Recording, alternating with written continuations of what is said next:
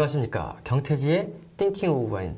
와인의 가격에 대한 말씀을 계속 드리고 있고요. 이번에는 레스토랑이나 와인바의 가격은 도대체 왜 이럼에 대한 말씀을 드리겠습니다.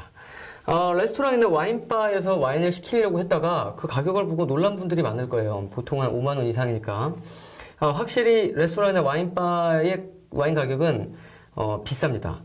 그렇지만 그건 다 이유가 있어요. 다시 맥주 가격을 예로 들어보겠습니다.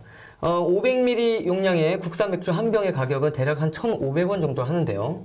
이제 식당이나 고깃집 같은 데서 시키면 보통 한 4,000원에서 한 6,000원 사이죠. 좀 비싼 애는 8,000원도 받습니다만. 그러니까 2.5배에서 4배, 심지어는 5배까지도 이제 그 가격을 받는데, 위스키도 마찬가지죠. 500ml짜리 수입산 12년산 위스키가 있다. 그러면 대략 한 25,000원쯤 하는데요. 그냥 25,000원이라고 치고, 강남의 나이트클럽이나 룸사롱 같은 경우에는 뭐 몇십 배를 더 받죠.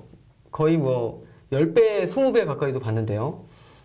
그냥 바나 술집에서 시켰다 하더라도 대략 한 10만원 정도, 그러니까 4배 이상의 이제 가격이 형성이 됩니다. 왜 이렇게 폭리를 취하는 걸까요? 자, 레스토랑이나 와인바의 가격이라는 거는 소위 그리고 술집의 가격 그리고 이제 그 레스토랑 이제 이런 데의 가격이라는 거는 마진율이 높아질 수밖에 없는 구조가 있습니다. 예를 들어 슈퍼나 아니면 마트 같은 데서는 인건비도 적게 들고 그 다음에 매장 임대료도 그만큼 적게 나오고 그 다음에 와인이나 아니면 술이 많이 팔리는 거죠. 그러니까 뭐 위스키도 그렇지만 맥주는 뭐 하루에도 몇천 병, 몇만 병이 나가는 데가 이제 마트죠. 그리고 또 와인도 몇십 병에서 적게는 몇십 병에서 많게는 몇천 병도 팔리는 데가 마트인데요. 와인샵에 비해서 와인샵에서는 뭐 하루에도 뭐 몇백 병을 파는 경우도 있습니다만 이제 레스토랑이나 와인바는 하루에 평균 10병을 팔기가 힘들어요. 그리고 하루 평균 20병 이상 판다. 그래서 이제 한 달 토탈해서 한 600병 정도를 꾸준히 파는 가게다. 그러면 굉장히 대박집인 거죠.